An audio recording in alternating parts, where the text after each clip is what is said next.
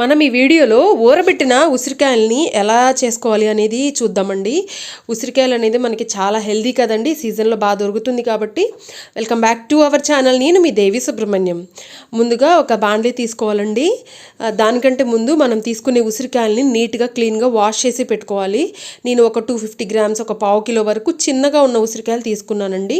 మనకి చిన్నగా ఉన్నట్లయితే ఉసిరికాయలు బాగుంటుందండి రెసిపీకి. ఇప్పుడు మనం ఎంతైతే ఉసిరికాయలు తీసుకున్నామో దానికి డబుల్ క్వాంటిటీ 500 ml వరకు వాటర్ తీసుకున్నాను. ఇప్పుడు ఈ వాటర్ని ఉసిరికాయలు బాగా వాటర్లో బాగా ఉడికేటట్టు ఉసిరికాయలని ఒక 10 minutes మీడియం ఫ్లేమ్లో కుక్ చేసుకోవాలండి. మనం కుక్ చేసుకునేడానికి ముందు దీనిలో సరిపడా సాల్ట్ యాడ్ చేసుకోవాలండి. ఇందులో నేను 2.5 teaspoons వరకు యాడ్ చేసుకున్నాను. దీనిలో కొంచెం సాల్ట్ ఎక్కువే పడుతుందండి, కాబట్టి కొంచెం సాల్ట్ యాడ్ చేసుకుని మనం మీడియం ఫ్లేమ్లో ఒక 10 minutes బాగా ఈ విధంగా కుక్ చేసుకోవాలి. చూడండి, 10 minutes తర్వాత మనకి ఈ విధంగా కుక్ అవుతాయండి. ఉసిరికాయలు కలర్ కూడా షేడ్ అయింది కదా, మనకి ఉడికినట్టు క్లియర్గా తెలుస్తుంది. ఒకసారి మనం ఫోర్క్తో కానీ లేదు అంటే కనుక నైఫ్తో కానీ ఒకసారి చెక్ చేసుకోవాలండి బాగా ఉడికాయా లేదా అనేది.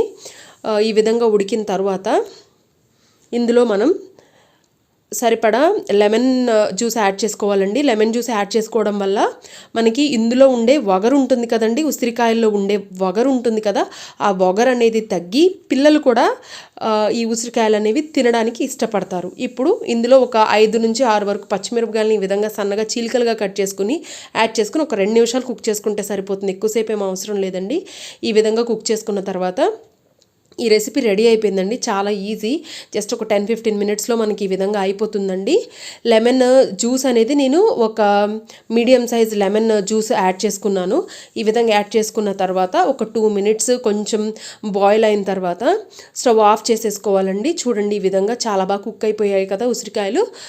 కొంచెం వేడిగా ఉన్నాయి కదండి, అందుకు పట్టుకోవడానికి కష్టమైంది. ఈ విధంగా బాగా కుక్ అయిన తర్వాత మనం స్టవ్ ఆఫ్ చేసేసుకుని రూమ్ టెంపరేచర్ వచ్చేంత వరకు పక్కన పెట్టేసేయాలండి. ఈ విధంగా కూల్ అయిపోయిన తర్వాత రూమ్ టెంపరేచర్కి వచ్చేసిన తర్వాత ఒక గ్లాస్ జార్లో మనం ఈ ఉసిరికాయలని ఈ ఊరబెట్టిన ఉసిరికాయలు అనేవి స్టోర్ చేసుకోవాలండి. గ్లాస్ జార్ అయితేనే మనకి టేస్ట్ అనేది చేంజ్ అవ్వకుండా ఎక్కువ రోజులు నిల్వ ఉంటుంది. ఇంకొక విషయం ఏంటి అంటే మనకి ఉసిరికాయలకి పైకి రావాలండి వాటర్, అంటే కంప్లీట్గా ములిగేటట్టుగా మనం ఈ వాటర్ అనేది ఉండేటట్టుగా చూసుకోవాలి.